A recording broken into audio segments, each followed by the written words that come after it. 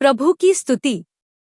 आप इस चैनल को रोजाना सुनकर 1 साल में बाइबल पढ़ सकते हैं। Please subscribe and support. आज के बाइबल अध्याय। नहमायाह अध्याय 1। नहमायाह अध्याय 1। हकल्याह के पुत्र नहमायाह के वचन। 20वें वर्ष के किस्लेव नाम महीने में, जब मैं शूनन नाम राजगढ़ में रहता था, तब हनानी नाम मेरा एक भाई और यहूदा से आए हुए कई एक पुरुष आए। तब मैंने उनसे उन बचे हुए यहूदियों के विषय जो बंधुआई से छूट गए थे और यरूशलेम के विषय में पूछा। उन्होंने मुझसे कहा, जो बचे हुए लोग बंधुआई से छूटकर उस प्रांत में रहते हैं, वह बड़ी दुर्दशा में पड़े हैं और उनकी निंदा होती है, क्योंकि यरूशलेम की शहरपनाह टूटी हुई और उसके फाटक जले हुए हैं।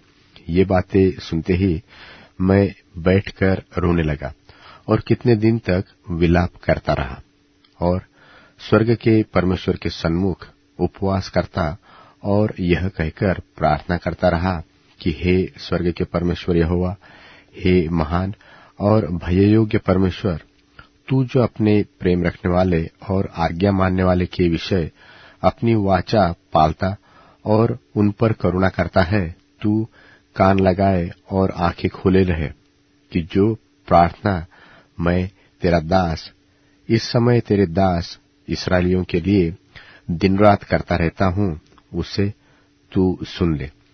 मैं इस्राएलियों के पाप को जो हम लोगों ने तेरे विरुद्ध किए हैं मान लेता हूं। मैं और मेरे पिता के घराने दोनों ने पाप किया है। हमने तेरे सन्मुख बहुत बुराई की है और जो आज्ञाएं, विधियां और नियम तूने अपने दास मूसा को दिए थे, उनको हमने नहीं माना। उस वचन की सुधि ले जो तूने अपने दास मूसा से कहा था कि यदि तुम लोग विश्वासघात करो तो मैं तुमको देश देश के लोगों में तितर बितर करूंगा। परंतु यदि तुम मेरी ओर फिरो और मेरी आज्ञाओं मानो और उन पर चलो, तो चाहे तुम में से निकाले हुए लोग आकाश की छोर में भी हो, तो भी मैं उनको वहां से इकट्ठा करके उस स्थान में पहुंचाऊंगा जिसे मैंने अपने नाम के निवास के लिए चुन लिया है। अब वे तेरे दास और तेरी प्रजा के लोग हैं, जिनको तूने अपनी बड़ी सामर्थ और बलवंत हाथ के द्वारा छुड़ा लिया है।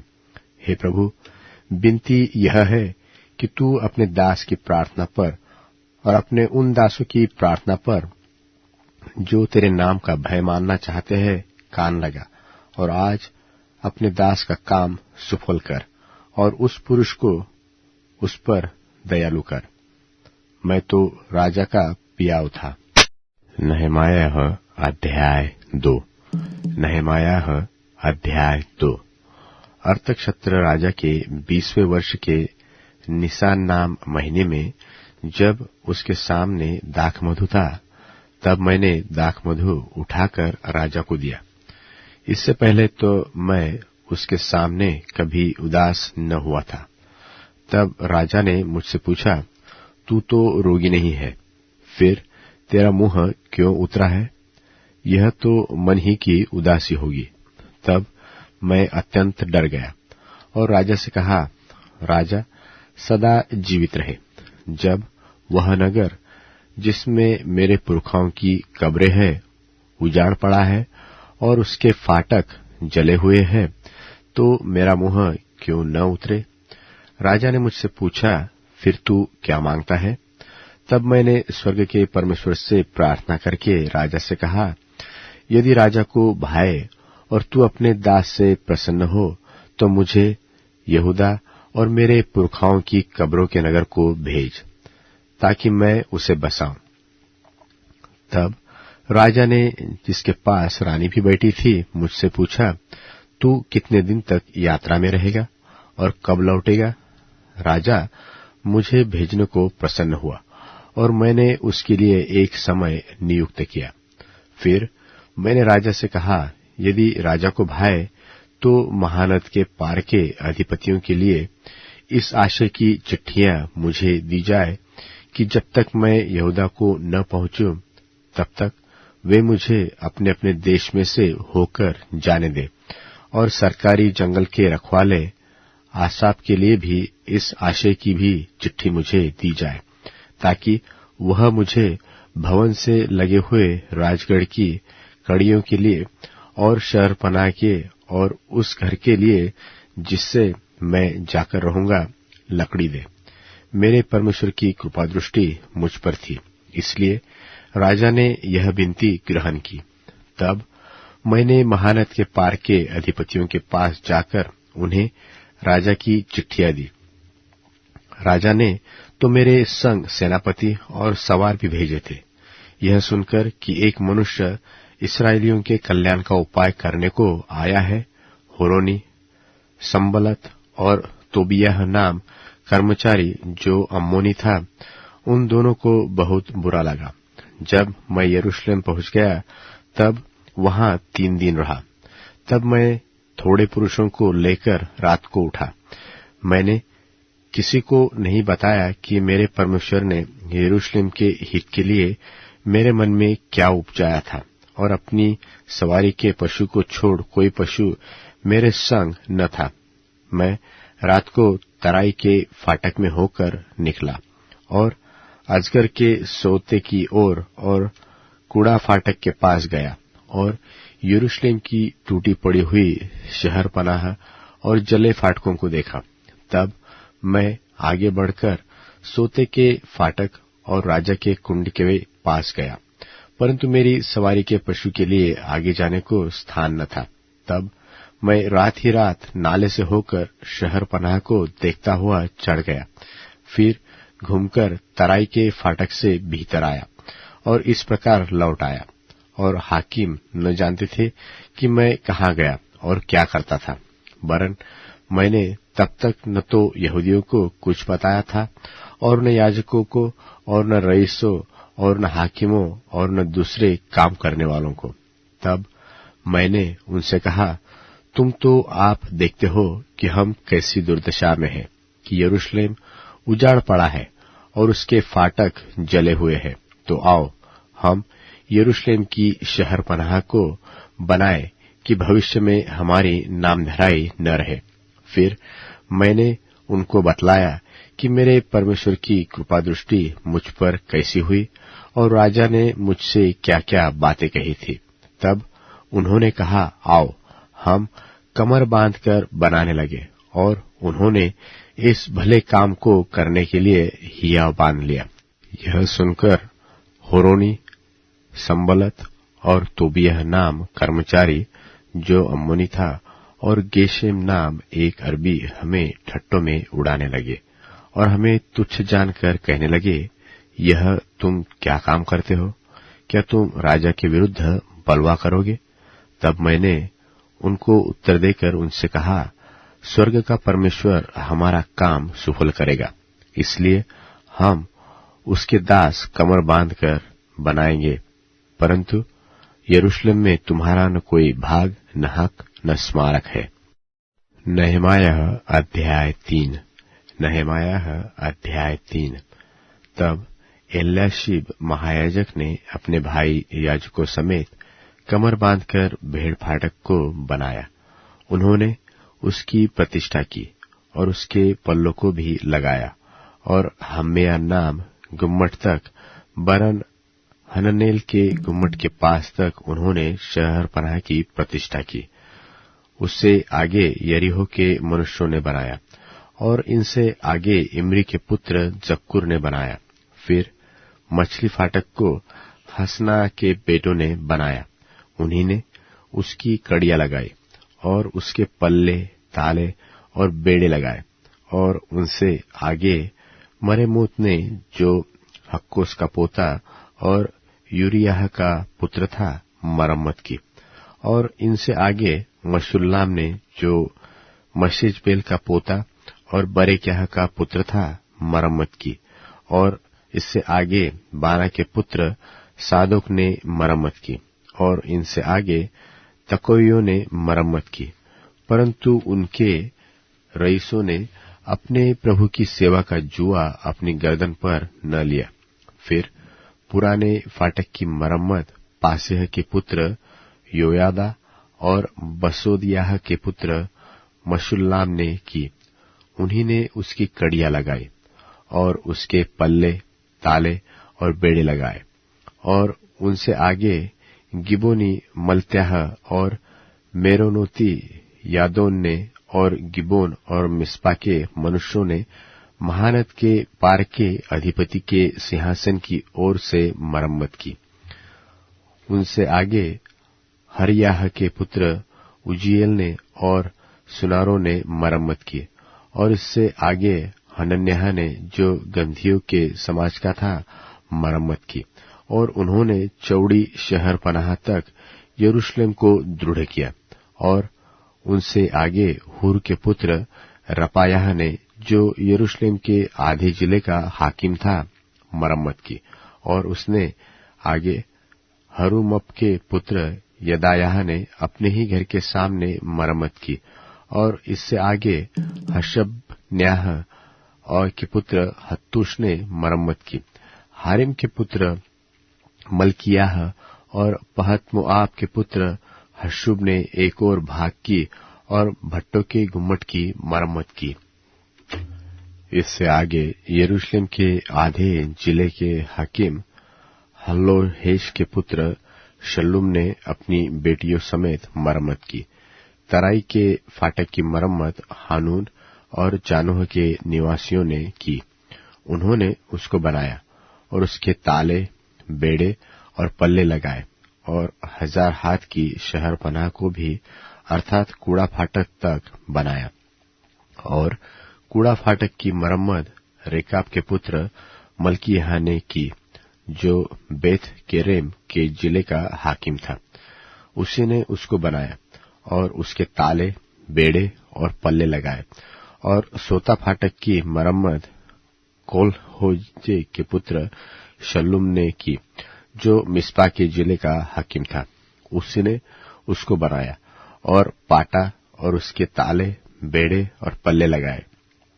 और उसी ने राजा की बारी के पास के शेलह नाम कुंड की शहर पनाह को भी दाऊदपुर से उतरने वाली सीढ़ी तक बनाया।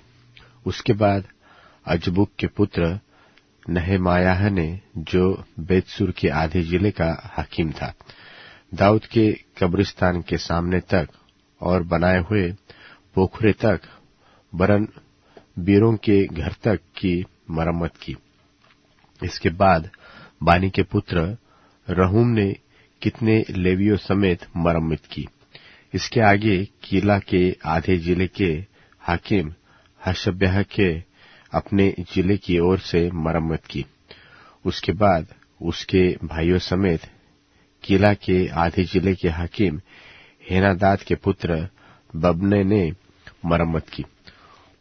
उसने आगे एक और भाग की मरम्मत, जो शहर पनाह के मोड़ के पास शस्त्रों के घर की चढ़ाई के सामने है, यीशु के पुत्र एजरे ने की, जो हिस्पा का हाकिम था। फिर एक और भाग भी, अर्थात उसी मोड़ से ले एल्याशिब महायाजक के घर के द्वार तक की मरम्मत जब्बै के पुत्र बारूक ने तन मन से की। इसके बाद एक और भाग की, अर्थात एल्याशिब के घर के द्वार से ले उसी घर के सिरे तक की मरम्मत मरेमोत ने की, जो हक्कोस का पोता और यूरियह का पुत्र था। उसके बाद उन याजकों ने मरम्मत की जो तराई के मनुष्य थे। उनके बाद बिन्यामीन और हशुब ने अपने घर के सामने मरम्मत की, और इनके पीछे अजर्याह ने, जो मासेयाह का पुत्र और अनन्याह का पोता था, अपने घर के पास मरम्मत की। तब एक और भाग की, अर्थात अजर्याह के घर से लेकर शहर पनाह के मोड़ तक, वरन उसके कोने तक की मरम्मत हेनादाद के पुत्र बिन्नुई ने की। फिर उसी मोड़ के सामने जो ऊंचा गुम्मट राजभवन से बाहर निकला हुआ बंदीगृह के आंगन के पास है, उसके सामने उज्जय के पुत्र पालाल ने मरम्मत की। इसके बाद परोश के पुत्र पदायाह ने मरम्मत की। न तीन लोग तो ओपेल के पूरब की ओर जल फाटक के सामने तक और बाहर निकले हुए गुम्मट तक रहते थे। पदायाह के बाद तकोइयों ने एक और भाग की मरम्मत की, जो बाहर निकले हुए बड़े गुम्मट के सामने और ओबेल की शहर पनाह तक है। फिर घोड़ा फाटक के ऊपर याजकों ने अपने अपने घर के सामने मरम्मत की। इनके बाद इम्मेर के पुत्र सादोक ने अपने घर के सामने मरम्मत की, और तब पूर्वी फाटक के रखवाले शकन्याह के पुत्र समयाह ने मरम्मत की। इसके बाद शलेम्याह के पुत्र हनन्याह और सालाप के छठवें पुत्र हानून ने एक और भाग की मरम्मत की। तब बेरेक्याह के पुत्र मशुल्लाम ने अपनी कोठरी के सामने मरम्मत की। उसके बाद मल्कियाह ने, जो सुनार था, नतीनों और व्यापारियों के स्थान तक ठहराए हुए स्थान के फाटक के सामने और कोने के कोठे तक मरम्मत की, और कोने वाले कोठे से लेकर भेड़ फाटक तक सुनारों और व्यापारियों ने मरम्मत की। यूहन्ना रचित सुसमाचार 8वां अध्याय। परंतु यीशु जैतून के पहाड़ पर गया और भोर को फिर मंदिर में आया, और सब लोग उसके पास आए, और वह बैठकर उन्हें उपदेश देने लगा। तब शास्त्री और फरीसी एक स्त्री को लाए जो व्यभिचार में पकड़ी गई थी, और उसको बीच में खड़ी करके यीशु से कहा, हे गुरु, यह स्त्री व्यभिचार करते ही पकड़ी गई है। व्यवस्था में मूसा ने हमें आज्ञा दी है कि ऐसी स्त्रियों को पत्थरवाह करें। सो तू इस स्त्री के विषय में क्या कहता है?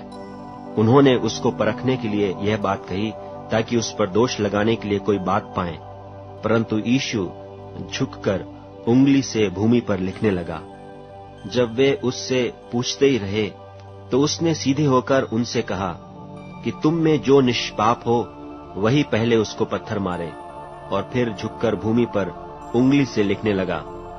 परंतु वे यह सुनकर बड़ों से लेकर छोटों तक एक एक करके निकल गए, और यीशु अकेला रह गया, और स्त्री वहीं बीच में खड़ी रह गई। यीशु ने सीधे होकर उससे कहा, हे नारी, वे कहाँ गए? क्या किसी ने तुझ पर दंड की आज्ञा न दी? उसने कहा, हे प्रभु, किसी ने नहीं। यीशु ने कहा, मैं भी तुझ पर दंड की आज्ञा नहीं देता, जा और फिर पाप न करना। तब यीशु ने फिर लोगों से कहा, जगत की ज्योति मैं हूँ। जो मेरे पीछे हो लेगा वह अंधकार में न चलेगा, परंतु जीवन की ज्योति पाएगा।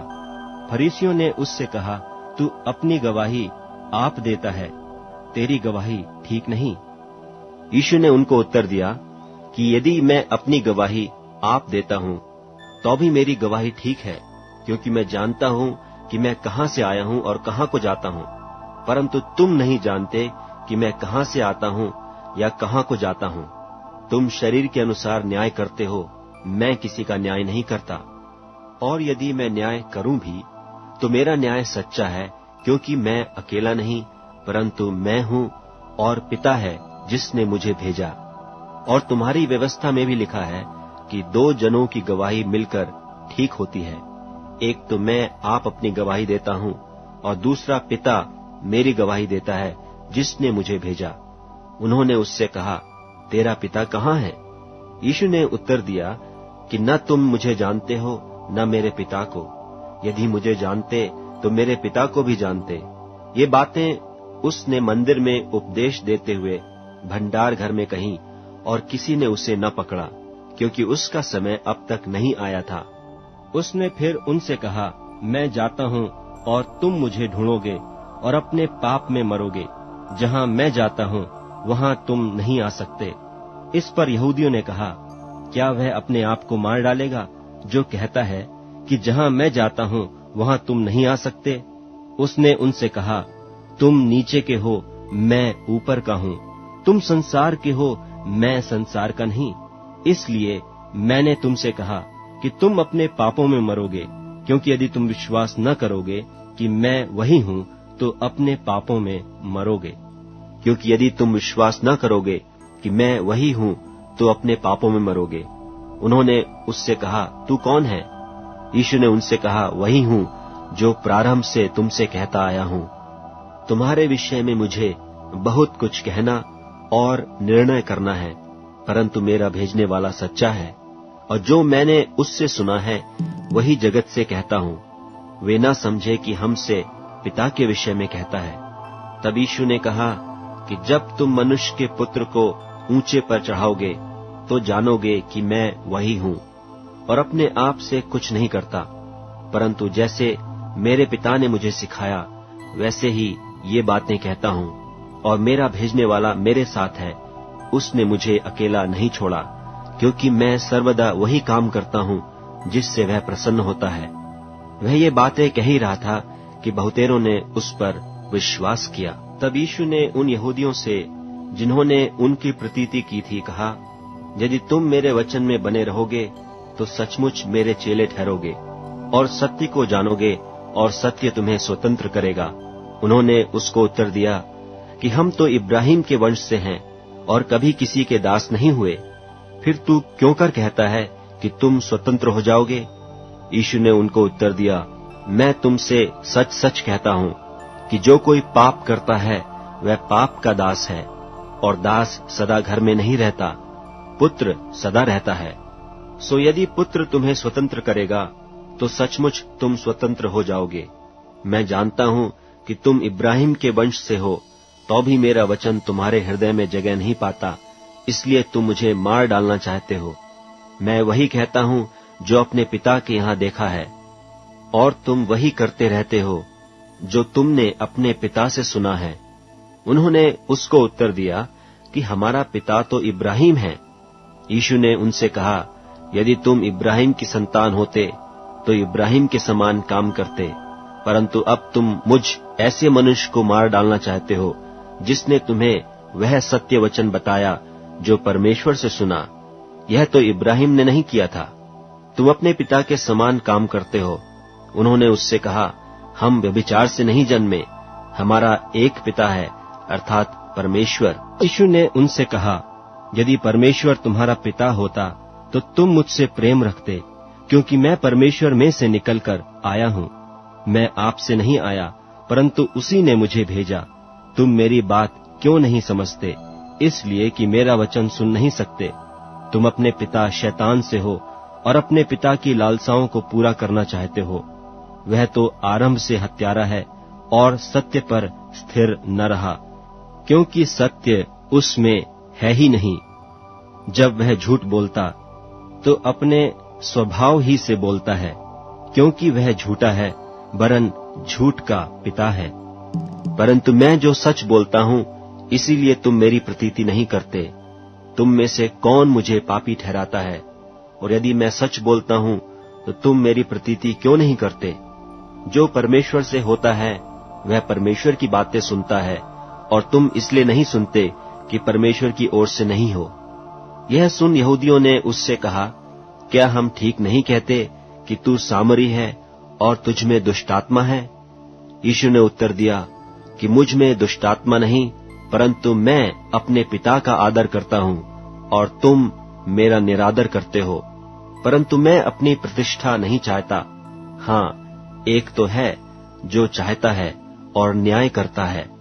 मैं तुमसे सच सच कहता हूं कि यदि कोई व्यक्ति मेरे वचन पर चलेगा तो वह अनंत काल तक मृत्यु को न देखेगा।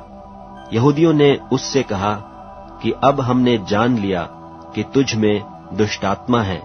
इब्राहिम मर गया और भविष्यद्वक्ता भी मर गए हैं, और तू कहता है कि यदि कोई मेरे वचन पर चलेगा तो वह अनंत काल तक मृत्यु का स्वाद न चखेगा। हमारा पिता इब्राहिम तो मर गया, क्या तू उससे बड़ा है? और भविष्यद्वक्ता भी मर गए, तू अपने आप को क्या ठहराता है? यीशु ने उत्तर दिया, यदि मैं आप अपनी महिमा करूं तो मेरी महिमा कुछ नहीं, परंतु मेरी महिमा करने वाला मेरा पिता है, जिसे तुम कहते हो कि वह हमारा परमेश्वर है। और तुमने तो उसे नहीं जाना, परंतु मैं उसे जानता हूं, और यदि कहूं कि मैं उसे नहीं जानता तो मैं तुम्हारी नाई झूठा ठहरूंगा। परंतु मैं उसे जानता और उसके वचन पर चलता हूं। तुम्हारा पिता इब्राहिम मेरा दिन देखने की आशा से बहुत मगन था, और उसने देखा और आनंद किया। यहूदियों ने उससे कहा, अब तक तू 50 वर्ष का नहीं, फिर भी तूने इब्राहिम को देखा है? यीशु ने उनसे कहा, मैं तुमसे सच सच कहता हूँ कि पहले इसके कि इब्राहिम उत्पन्न हुआ, मैं हूँ। तब उन्होंने उसे मारने के लिए पत्थर उठाए, परंतु यीशु छिपकर मंदिर से निकल गया। भजन संहिता अध्याय 20। भजन संहिता अध्याय 20। संकट के दिन यहोवा तेरी सुन ले। याकूब के परमेश्वर का नाम तुझे ऊंचे स्थान पर नियुक्त करे। वह पवित्र स्थान से तेरी सहायता करे और सियोन से तुझे संभाल ले। वह तेरे सब अन्न बलियों को स्मरण करे और तेरे होम बलियों को ग्रहण करे। वह तेरे मन की इच्छा पूरी करे और तेरी सारी युक्ति को सुफल करे। तब हम तेरे उद्धार के कारण ऊंचे स्वर से हर्षित होकर गाएंगे और अपने परमेश्वर के नाम से झंडे खड़े करेंगे। यहोवा तुझे मुंह मांगा वरदान दे। अब मैं जान गया कि यहोवा अपने अभिषिक्त का उद्धार करता है। वह अपने दाहिने हाथ के उद्धार करने वाले पराक्रम से अपने पवित्र स्वर्ग पर से सुनकर उसे उत्तर देगा। किसी को रथों का और किसी को घोड़ों का भरोसा है, परंतु हम तो अपने परमेश्वर यहोवा ही का नाम लेंगे। वे तो झुक गए और गिर पड़े, परंतु हम उठे और सीधे खड़े हैं। हे यहोवा, बचा ले। जिस दिन हम पुकारे तो महाराजा हमें उत्तर दे। अब Amazon music, tune in, Spotify और YouTube म्यूजिक में उपलब्ध है। Please follow it.